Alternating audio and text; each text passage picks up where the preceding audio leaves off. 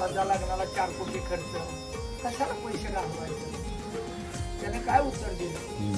तुमची शेती आहे म्हणला गावात, पाऊस नाही पडला की वाळून जाते, कोंबड्यावर इगिन आले की कोंबड्या मारते, म्हशीला वैरण नाही मिळाली म्हैस मरती, पाऊस नाही पडला की शेती पिकत नाही.